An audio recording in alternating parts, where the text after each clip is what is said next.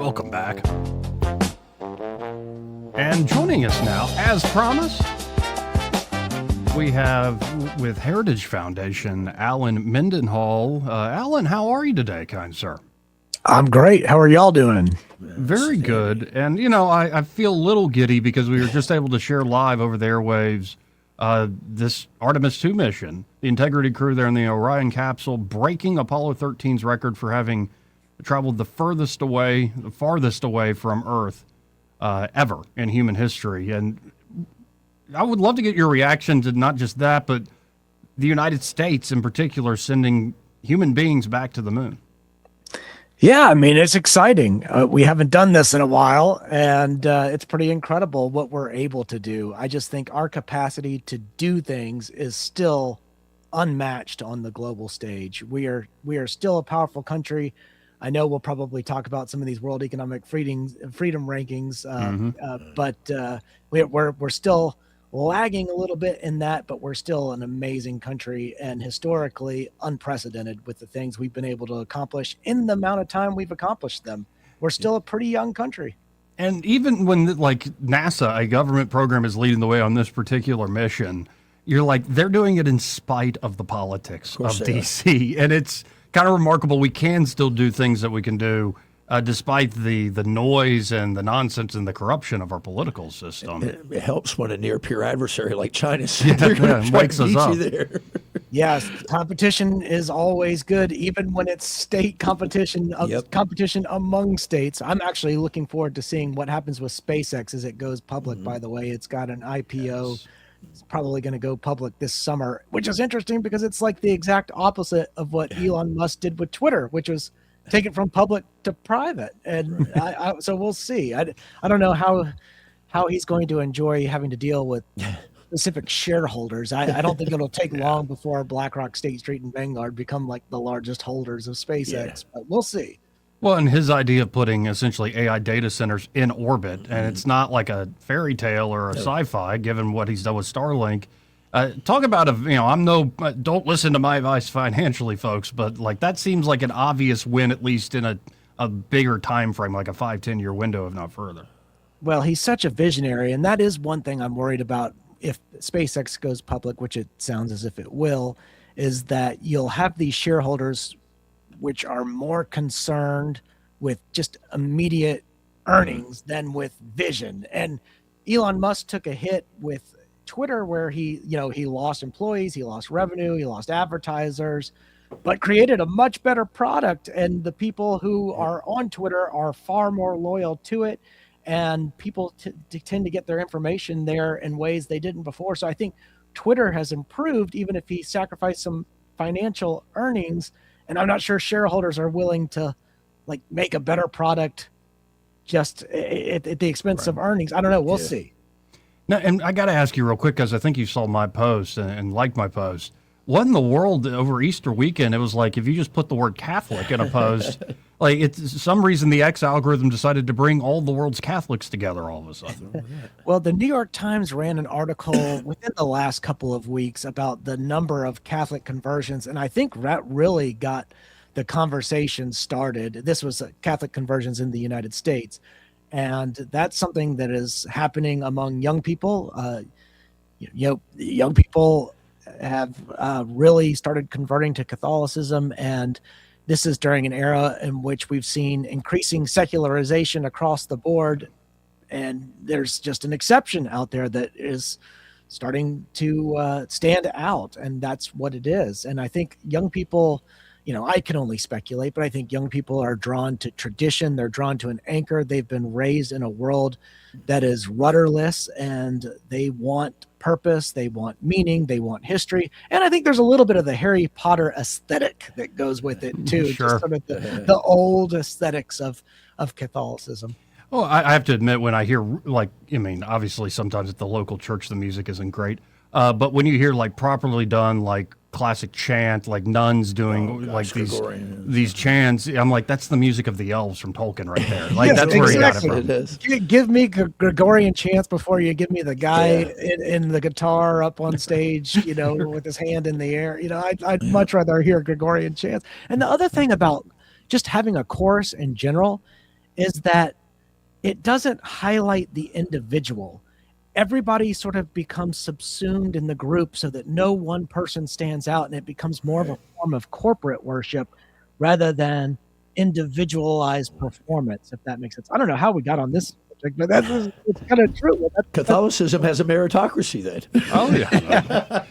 No, and it's also interesting. There is a dynamic of I think the younger generation, and this is I think not just in the Catholic denomination, but across a lot of the Christian faith. You're seeing them longing for that more traditional. And in ways, it's at odds with the older folks. You're seeing the big decline in the boomers of just reading the Bible and going to church. And so I think that is the seeds were planted, and there's sort of this reawakening happening. And I heard something fascinating the other day of, what happened to Gen X, what happened to millennials initially with the new atheist rise in the early aughts and whatnot. What did we not pass along the faith? And one theory is actually it's more the boomer generation. They all went to church, but it's more like punching a card. Yep. And their kids went, well, if it's just punching a card and it's sort of just stories we tell ourselves to be culturally belonging, then why am I even doing it if I don't actually believe it? So I think there's like this return to that traditional orthodox with a little o belief across a lot of denominations. Fascinating to watch. Well, you got children. You have children, so let me ask you this there, Alan. How do you believe the planting of your seeds in your children should always yield fruit down the road? I believe that if you plant it, they will come. They will come. You did. You came back, right? But what do you think about that, Alan, with your children? I mean, I know your children are probably perfect, knowing you, but I'm saying, how did you approach it when you're raising your children with faith?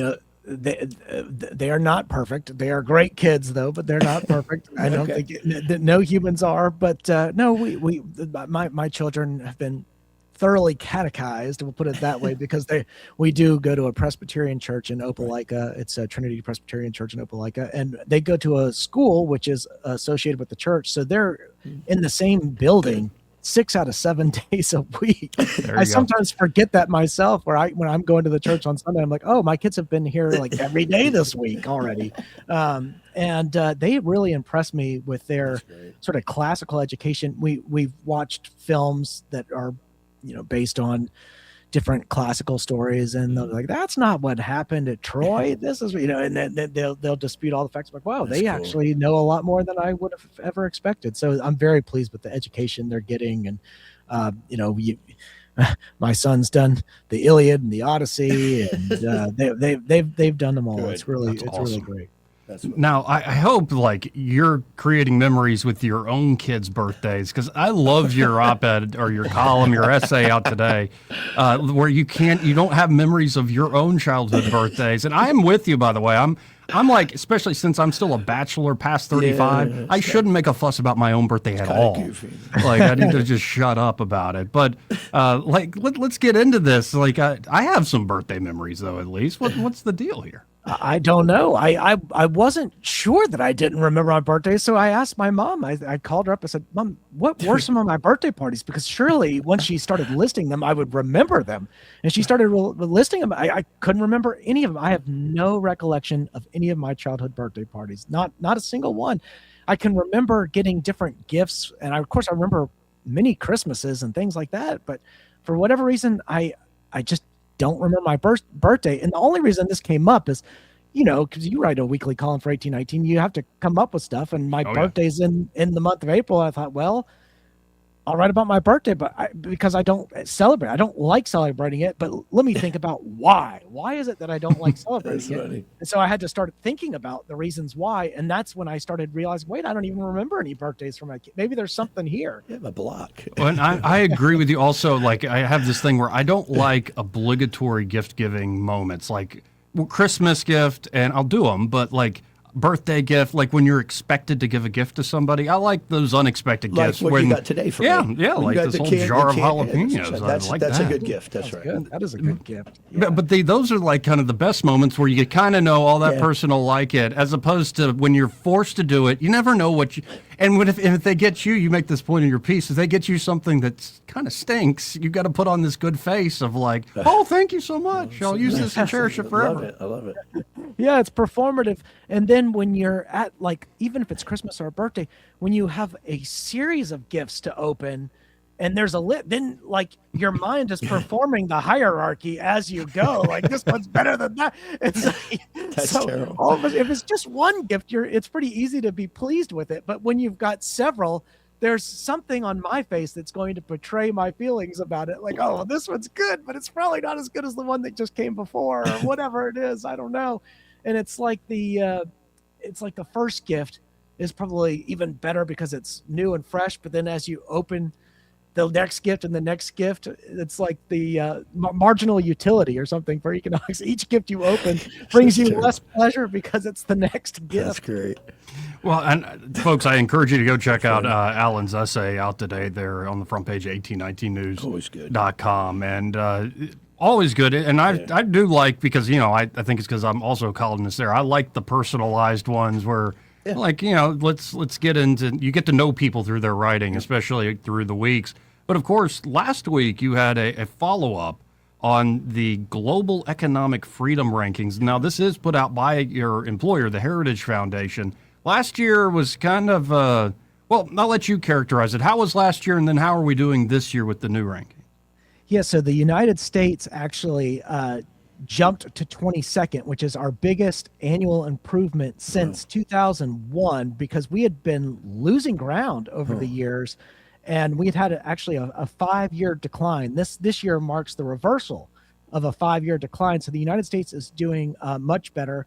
The top 3 are Singapore, Switzerland, and Ireland.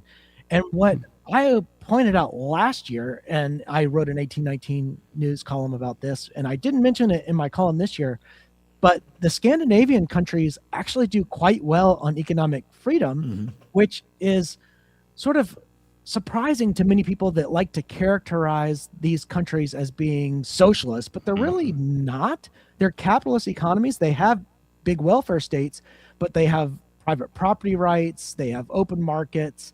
They're more culturally homogenous. They're small. And so there's a lot of trust among people. There's less fraud.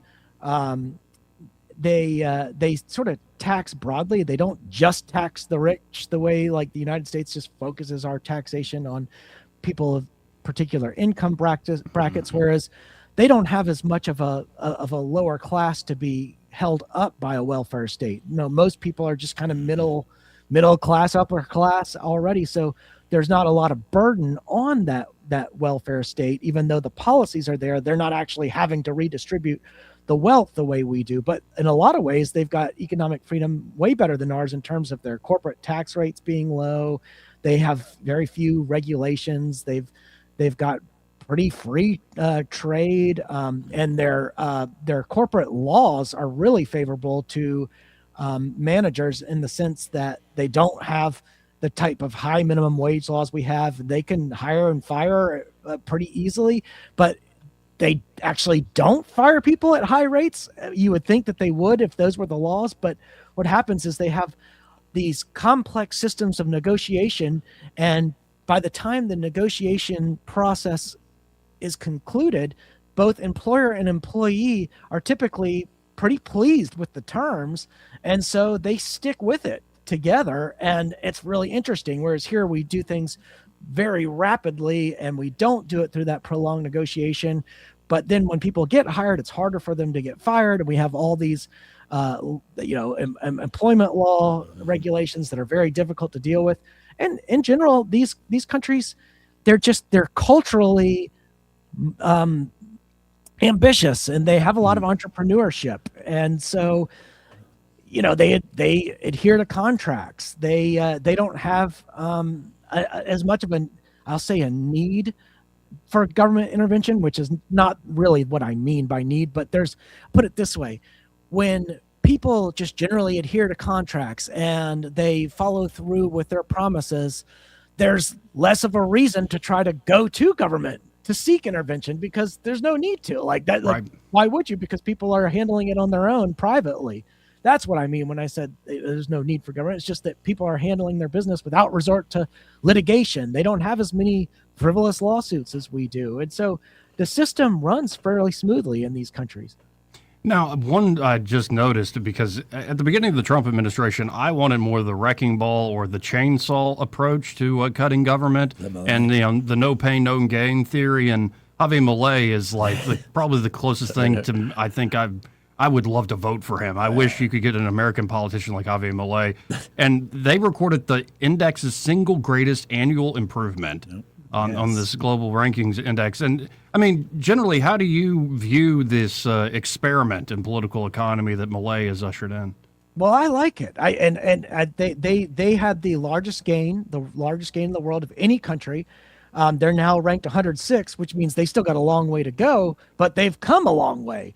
But yeah, I like Milei. I like what he's doing. I know there's a lot of Twitter sphere debate going on about Milei and Hans Hermann Hoppe and others like that. But I like Milei is doing it. I mean, if you live in the concrete world of practical politics, it's hard to imagine like what a Rothbardian prime minister or president or world leader would even look like. How do you even get those things? I don't know, but all things considered, in the world of practical politics, I think Milei is about as good as you can get. Well, and then on the other side of the coin, you mentioned China in your write-up, and it really does show how much China has backslid, or like any gains they really had, say, for a little while. Was it Xi Jinping, I believe, who? Deng Xiaoping. Yeah, I get all tripped up over those Zhao names. was after him. But with this new Xi Jinping, the backsliding economically, it almost gives me hope that they're this manufacturer juggernaut that is required to export things, but in terms of actually creating value for their people and thus just greater value and opportunity for investment, I don't know if I see it there in China, seeing how repressed they are. Yeah, I mean, China has all these ghost cities and all these abandoned properties and construction projects. But people will look at China and say, well, that's proof that communism works. But what they're missing is that it was rejecting the pure communism. It was the liberalization of China that made the rise of China possible. It wasn't the communism. It was the rejection of communism when they started jettisoning all the state control of everything and allowing markets to do what markets do. And it helps that they have however many billion people they've got, because when you have that many people, even if they're not producing that much individually, collectively they're producing a lot because they just have so many people. So that helps. They do have a pretty large private sector still, even though they have so much state control over things. Now, if they had purely privatized, for example, their liquefied natural gas, they have much more extensive shale deposits than we do in the United States, but they haven't really done anything with them. Whereas we had the shale revolution from 2008, 2012, and we now export liquefied natural gas like crazy. And it's because we fracked and we got down there, we got the gas, we cool it down into a liquid, we bottle it up, and we send it all over the place. And it's amazing what we've done. And even though we don't have as much shale, shale as China does, but because we did have private companies that were competing, we were able to really innovate and move quickly, whereas China is still lumbering behind with its state-controlled giants that can't do this. They just don't have the tech yet. So when I was in China with the Corps of Engineers, we went on did a liaison visit to the Gorges Dam, and Alan, I was blown away by two things. Number one, they were injecting contaminated water and chemicals back into the ground where there was no shale, but they were using they were using LIDAR to determine, but they're putting it down into the water, and our environmental engineers are watching what they're doing. They go, well, this is how we get rid of some of our byproduct waste, industrial waste. We inject it into an area here, not full understanding the ramifications of what's going to happen into the water table. Secondly, the best part was when the guy's giving the briefing, and our environmental engineer stands up and goes, did you have an environmental impact plan for the fish and the amphibians and stuff in the water? And the guy looks at him and goes, no, people are more important than anything in nature. And I thought, there you go. That's the China way. It's brutal, man. It's beautiful, but you go one step over in the provinces, and it's biblical Old Testament out there. That's what I noticed. Crazy. Well, this is how they get all those dragon boats. There's this one, but back when the History Channel used to be a thing, now it's just history.